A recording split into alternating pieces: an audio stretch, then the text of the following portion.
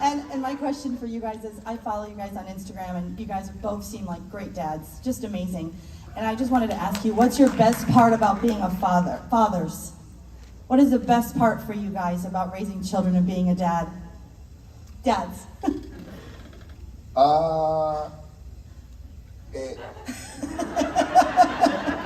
sorry. Coming to conventions away from them.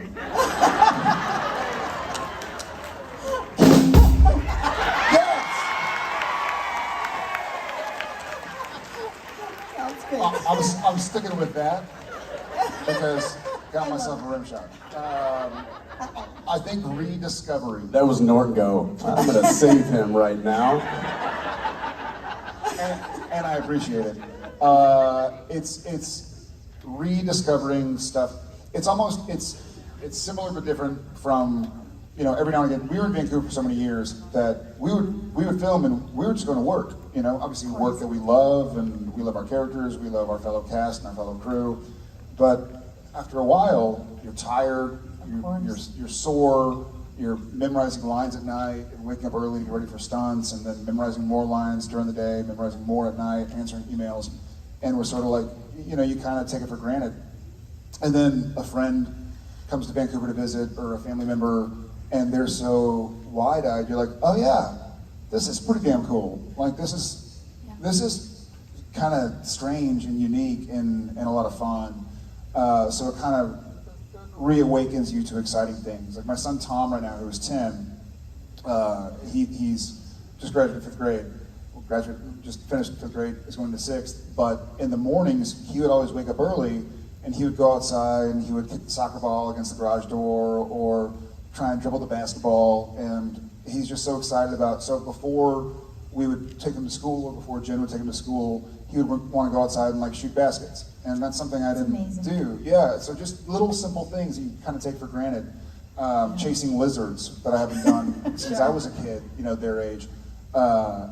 This discovery and seeing discovery and trying to help guide them and remain grateful and kind. Yeah. So for me, it's kind of rediscovery of all that. I'll give you one. There's a long list, but unprovoked I love yous. Aww. That's from all three of them. Just randomly,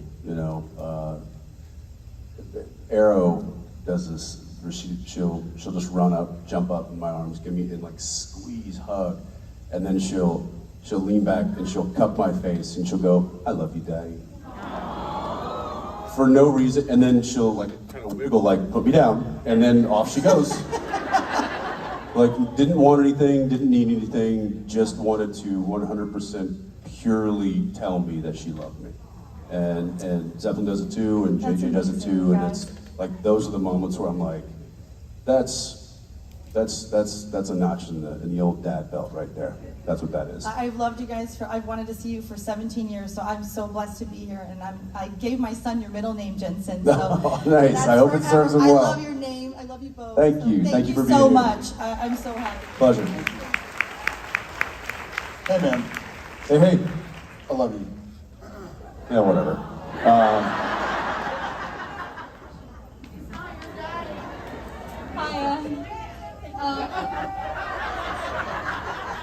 What was that? No? Okay. Hi. Hiya, I'm Emma, and so. Oh, like your daughter's name. And so my question is, so we hear a lot of funny stories about your kids. So I was wondering, do you have any funny stories about any of your pets? Any funny stories about our pets? Yes. Well, I've only got one pet, and he is a 16-year-old, part blind, mostly deaf, 20-ish pound mutt.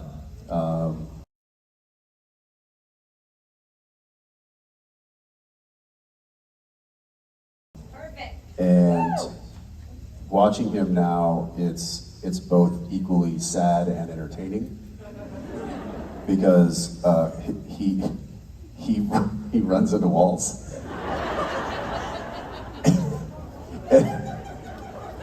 But not like full force, just like.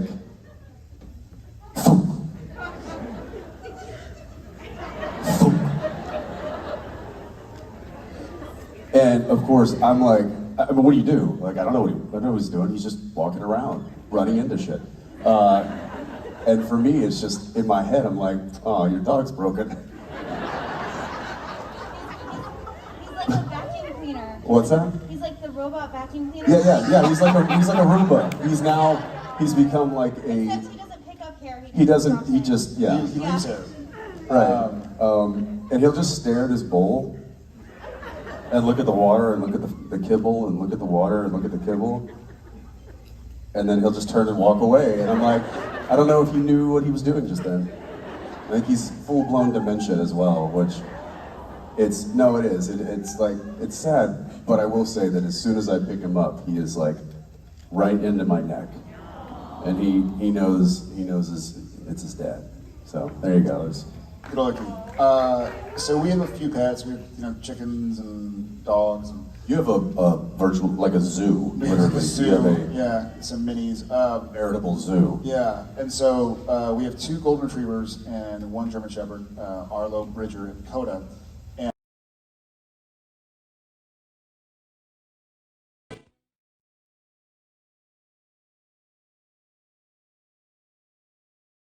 Arlo is a trained service dog for anxiety. We had him trained for anxiety for me, and for a while we'd be sitting in the living room or something, and I'd be reading through a script or reading through a book or going through emails, and I started chewing on my nails, and I chew, my nails are all jacked up. I'll chew, yeah, exactly. He'll do the same thing.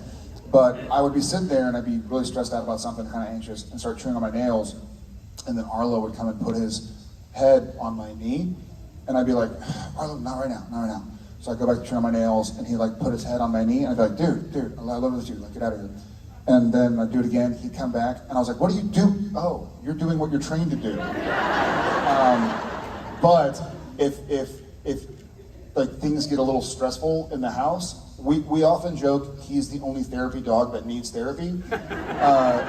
Jen, this morning, I FaceTimed her to say hi to her and the kids, and she was saying that it was a really hectic morning, and Odette and Shep were fighting or arguing about something, and Jen was a little stressed out, and because Jen was stressed out, Arlo, who was there, was just like, bleh, and threw up on the ground. When he gets anxious, he throws up. It's like, dude, you're supposed to be helping us, not the other way around. So he's an anxiety dog that has outrageous anxiety. Anxiety dog with anxiety. There you go. Yeah, Thank you so much. thank you. Thanks.